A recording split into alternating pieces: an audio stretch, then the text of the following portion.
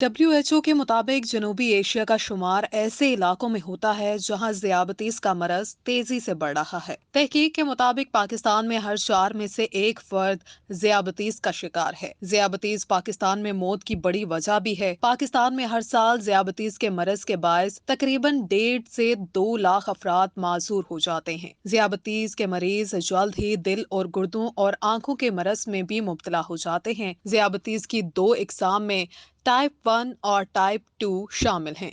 ज़ियाबतीस की अलामात में थकावट का एहसास, भूख और प्यास में इजाफा, पेशाब की ज्यादती, हाथों या पैरों का सुन होना, इन्फेक्शन का बार बार होना, बिनाई में धुंधलापन, जख्मों का देर से ठीक होना, खुश्क खुरदरी जिल्द, खारिश शामिल हैं।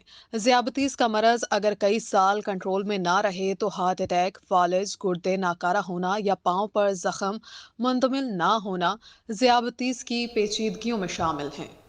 Alright ji, once again welcome back. Let's say hello to Dr. Saima Malik. अस्सलाम वालेकुम डॉक्टर साहबा, कैसी हैं आप? ठीक हैं? बहुत शुक्रिया for being here on the show.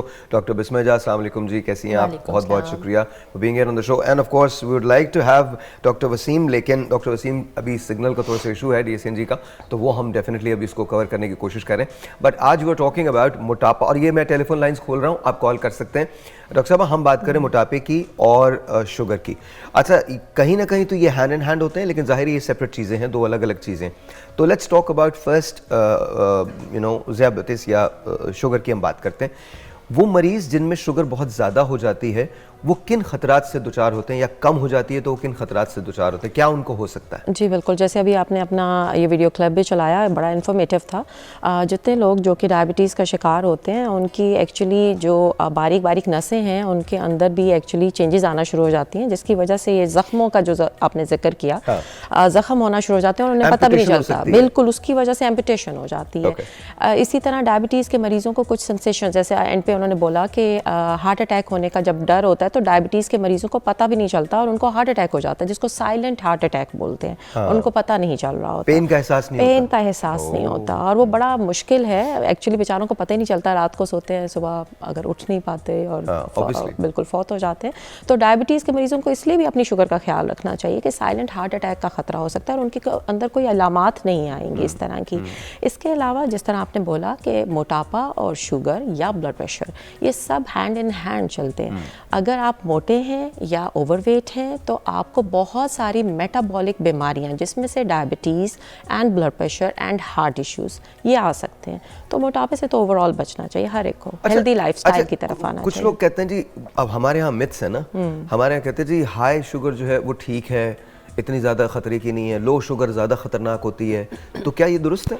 अच्छा, जब लो शुगर होती है, दोनों ही शुगर, हाँ शुगर है ज़्यादा शुगर कोटेड भी नहीं होना चाहिए ना, जैसे ज़िंदगी में कहते हैं.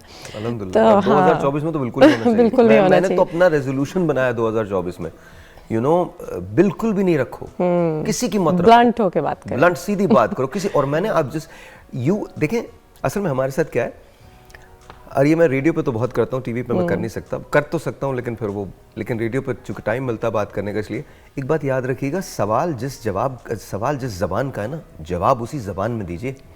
अगर आप सवाल इटालियन का है, आप उर्दू बोलेंगे, नहीं समझ आएगी. तो और दूसरा गाल आगे मत कीजिए. बिल्कुल, ये आपकी ज़िंदगी है, you are responsible for it. आपके अलावा कोई रिस्पॉन्सिबल नहीं है. उठना है, काम करना है, और जो जैसा है उसको आईना दिखाइए कि वो तुम ये हो. That's what you need to do. अगर आप ये नहीं करेंगे, सारी जिंदगी कंप्लेनों में गुजर जाएगी आपकी. सॉरी, हम पता नहीं कहाँ निकल गए. बस बदतमीजी के बगैर बताएं. नहीं, बदतमीजी भी करना है कभी कभी. नहीं समझते लोग, आई एम सॉरी, नहीं समझते. जाते जाते ना 2023 मुझे एक ऐसा जख्म देके गया, मैं उससे भर नहीं पाया हूँ. नहीं, वो इतना बड़ा कोई जख्म नहीं, ऐसा कोई फाइनेंशियल जख्म है, इतना बड़ा कोई जख्म नहीं.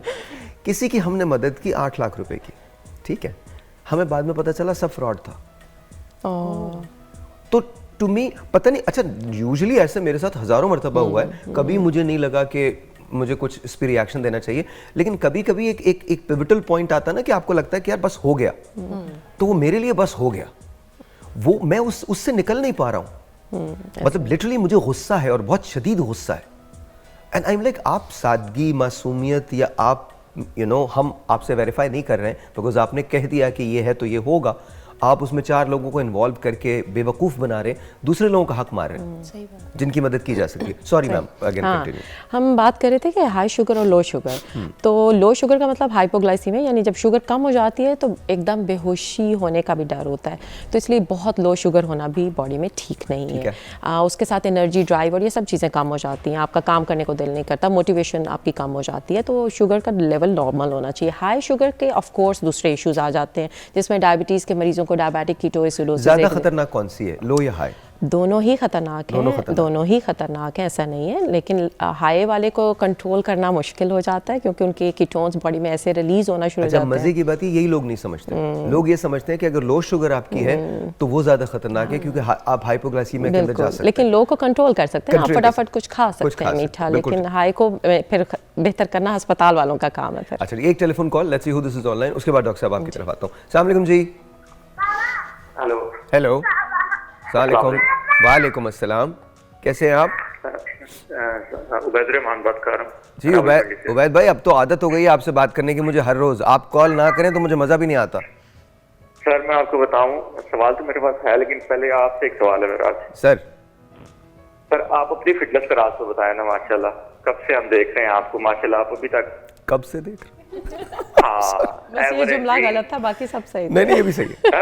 इसको आप पॉजिटिव वे में लेंगे ना? बिल्कुल बिल्कुल बिल्कुल। नहीं, मैं आपको बताता हूँ मेरी कुछ गाइड करें। बिल्कुल, देखिए एक तो पहली बात ये कि मैं रनिंग बहुत करता हूँ, इन दिनों नहीं कर पा रहा हूँ पिछले 3 महीने से। उसका रीज़न ये है कि I have gone through some health crisis, तो उसकी वजह से अभी तक मुझे इजाज़त नहीं मिली है कि आई कैन प्रॉपरली रन, तो मैं वो रन नहीं कर सकता। लेकिन मैं 10 से 15 मील, कभी कभी 18 मील हर रोज़ भागा करता हूँ।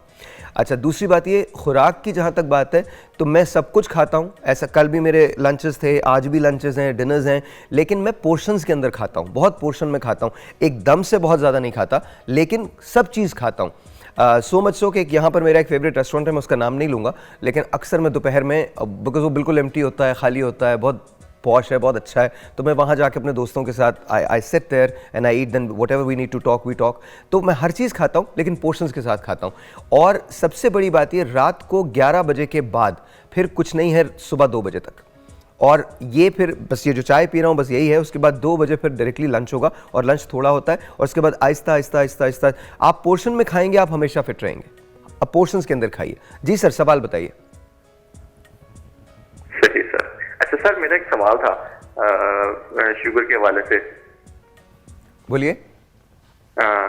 सर मेरी वालदा को शुगर है तकरीबन कोई 6-7 साल से ना, और अब वो इंसुलिन वगैरह भी लगाते हैं 2 टाइम, तो उनको ना एलर्जी है, खारिश वगैरह, तो उससे उनके जिस्म पे जख्म वगैरह हो जाते हैं। सर अगर आप उसके हवाले से कुछ पूछ के बता सकें अपने एक्सपर्ट से तो।